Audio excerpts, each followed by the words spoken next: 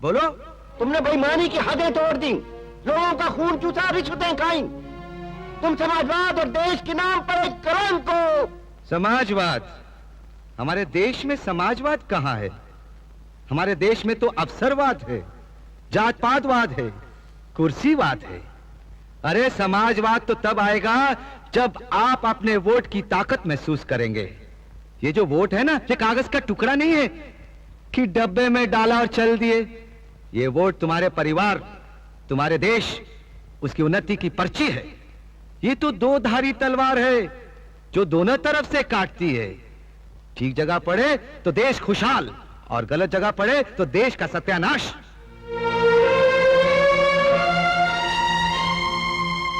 अरे भाइयों, हम तो आपसे एक सवाल पूछते हैं। जब आप अपनी बहन या बिटिया की शादी तय करते हैं तो पहले अच्छा लड़का ढूंढते हैं, अच्छा खानदान देखते हैं, उसके गुण और अवगुण देखते हैं, तब जाकर कन्या की शादी करते हैं। वोट भी तो तुम्हारी बहन और बिटिया है ना, उसको किसी को भी उठाकर दे देते हो। अरे भाई, ये वोट तो भरोसेमंद और ईमानदार को देना चाहिए, मगर आप लोग क्या करते हैं? बेचते हैं अपना वोट, वोट का ब्लैक मार्केट करते हैं। जिसने ज्यादा पैसे दिए उसे दे दिया। वोट तो ऐसे बांटते हो जैसे वोट सड़क पर मिलता है। कभी किसी दोस्त को दे दिया, कभी अपनी जात वाले को दे दिया, और कभी बेच दिया। अरे हम तो कहते हैं जो वोट बेचता है वो भी बेईमान है, जो वोट खरीदता है वो भी बेईमान है। तो फिर किस मुंह से हमें बेईमान कहते हो? हाँ, अरे अगर बेईमान लोग सरकार बनाएंगे तो सरकार तो बेईमान बनेगी ही। तो फिर चिल्लाते काहे को कि डाउन डाउन मुर्दाबाद? जिस दिन तुम वोट खरीदने वाले को अपनी चौखट से धक्का मारकर बाहर निकाल दोगे, उस दिन ये सब कुछ ठीक हो जाएगा। अब देखो, हमारे इन उप मुख्यमंत्रियों को, इन बेईमानों को किसने भेजा? ये आप ही के लोगों के भेजे हुए हैं ना। अब ये बेईमानी नहीं करेंगे तो क्या करेंगे? आज से 5 साल बाद जब इनको इलेक्शन लड़ना पड़ेगा तो ये पैसा कहां से लाएंगे? अरे यहीं से तो लाएंगे ना। अरे बोलिए बोलिए। आप कहते हैं कि हमने रिश्वत ली है, बेईमानी की है। अरे हम कहते हैं हाँ हमने रिश्वत खाई है। कोई कहता है 12 करोड़, कोई कहता है 15 करोड़, कोई 16। आप जानते हैं हमने कितना कमाया है? हाँ, 62 करोड़। 62 करोड़, 60 और 2। हाँ, अरे ना सोचिए तो सही, अगर 6 महीने में हमने 62 करोड़ रुपया कमाया है तो हमसे पहले इतने लोगों ने इतने सालों में कितने करोड़ कमाए होंगे? हाँ, हिसाब लगा सकते हैं आप? अरे जब आप हमारा हिसाब नहीं लगा सके तो उन लोगों का हिसाब कैसे लगा सकते हैं? अरे हम तो कहते हैं उन लोगों से हिसाब मांगो, हम तुम्हारे साथ हैं, हम भी मिलकर हिसाब मांगेंगे। क्यों? क्योंकि अब हमें पता चल चुका है कि ये रुपया, ये पैसा कमाने का तरीका कौन से रास्ते से होता है। हाँ, बेईमानी का पैसा किस रास्ते से कमाया जाता है, ये अब हमें पता चल चुका है। आप लोग कहते हैं कि हम बेईमान हैं। हाँ, आप क्या कहते हैं? आप धर्म के अवतार हैं। आप क्या कहते हैं? आप न्याय के देवता हैं। आप क्या कहते हैं? आप ईमानदारी के पैगंबर हैं। कोई कहता है हम न्याय के देवता हैं, कोई कहता है कि हम धर्म के अवतार हैं, कोई कहता है ईमानदारी के पैगंबर हैं, मगर हम क्या हैं? हम बेईमान हैं। हम भी जानते हैं, आप भी जानते हैं, लेकिन ये नहीं बोलेंगे। सुन लिया आप लोगों ने? क्योंकि हम इनका कच्चा चिट्ठा जानते हैं ना, इनका बांडा फोड़ सकते हैं। इसलिए तो हम इन बेईमानों के मुखिया बन गए। पर हमारी बेईमानी की कमाई गई कहां? क्या हम निकल गए? अरे हराम का पैसा तो कोर्ट बंद के सामने फूटता है, हमारे सामने भी फूट सकता था। हमारी बिटिया की शादी हुई, हाँ, क्या हमें पता था? क्या हमने 10-20 लाख रुपए का तोहफा दे दिया? क्या 10-20 लाख रुपया दहेज में दे दिया? नहीं। उसमें सरकारी बैंड बाजा बजा? नहीं। सरकारी गाड़ियां भागी? सरकारी पेट्रोल फूका? नहीं। क्या उसमें पुलिस या सरकारी अफसर चपरासियों की तरह इधर उधर भागते रहे? नहीं। किसी को कानो कान खबर भी ना हुई, हमें भी नहीं पता चला। शादी होने के बाद हमें पता चला कि हमारी बिटिया की शादी हुई। क्यों? आप पूछिए तो सही, क्यों? इसलिए कि वो मुख्यमंत्री राम अवतार की बेटी की शादी नहीं, बल्कि राम अवतार हज्जाम की बेटी की शादी हुई थी। हमारे बेटे ने खुद गरज लोगों के चक्कर में आके शादी कर ली, तो क्या हमें 10-20 लाख रुपया दहेज में मिल गया? क्या हमने अपने बेटे को 10-20 कंपनियों का मैनेजिंग डायरेक्टर बना दिया? नहीं, हमने उसे घर से बाहर निकाल दिया। पूछो क्यों? क्योंकि हम अपने पूरे देश में बेटावाद चालू नहीं करना चाहते।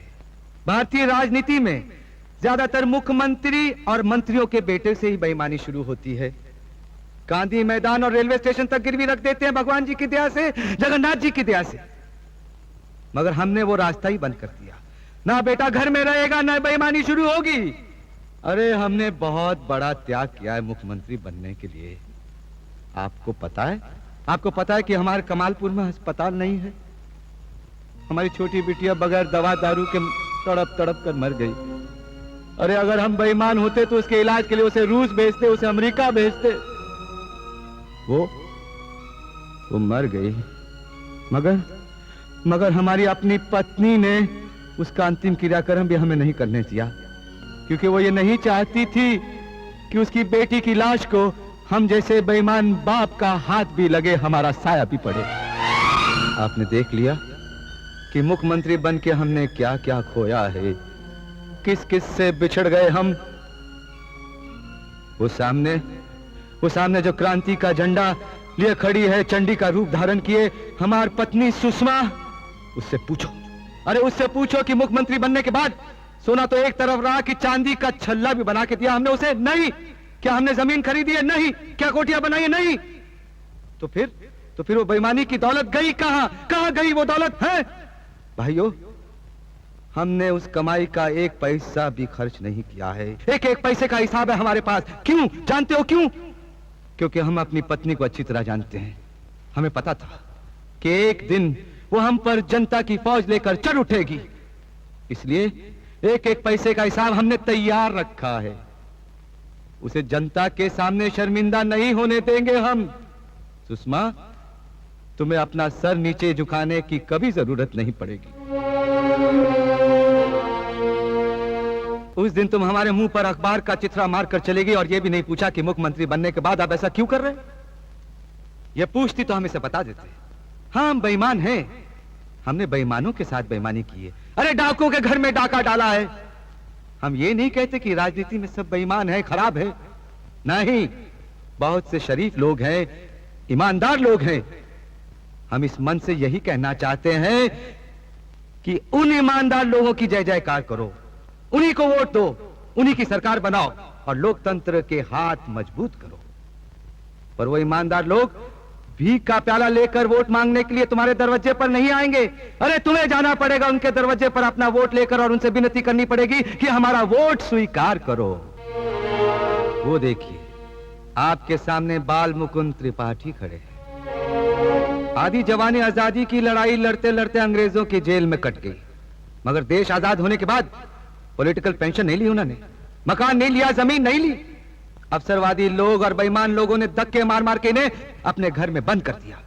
अरे ऐसे लोगों को घर से बाहर निकालो, विधानसभा और लोकसभा में भेजो, इसी में देश का कल्याण है। आप लोगों में यही तो खराबी है। कोई बड़ी बड़ी बातें करे, मीठी मीठी अच्छी अच्छी बातें करे, आप धनाधन तालियां बजाना शुरू कर देते हैं, सुनकर खुश हो जाते हैं। ये ताली बजाना बंद करो, ये ताली बजाने का वक्त नहीं है। अरे आपके इस सीधेपन का तो लोग फायदा उठाते हैं। पहले हमसे पूछो, ए राम अवतार, वो 62 करोड़ रुपया कहां है? वो 62 करोड़ हम बैंक में रखा है और ये रही उस बैंक के लॉकरों की चाबियां। 62 करोड़ बैंक में है। अब कहो कि हम बेईमान हैं, रिश्वतखोर हैं, धोखेबाज हैं, बोलो।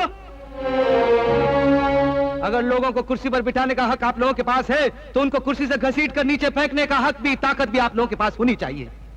ये रही आपकी कुर्सी और ये रही बैंक के लॉकरों की चाबियां। अरे भैया, हम तो एक नाई हैं। हमारा पेशा आदमी के शरीर की गंदगी को दूर करना है, साफ करना है। हम अकेले देश की राजनीति की गंदगी को साफ नहीं कर सकते। ये गंदगी, ये मैल आप लोगों को मिलकर दूर करनी होगी। क्रांति कुमार जैसे क्रांतिकारियों को करनी होगी, बाल मुकुंद त्रिपाठी जैसे गांधीवादियों को करनी होगी। भाइयों, आइए आज जनता की खुली अदालत में इन बेईमानों की किस्मत का फैसला भी हो जाना चाहिए।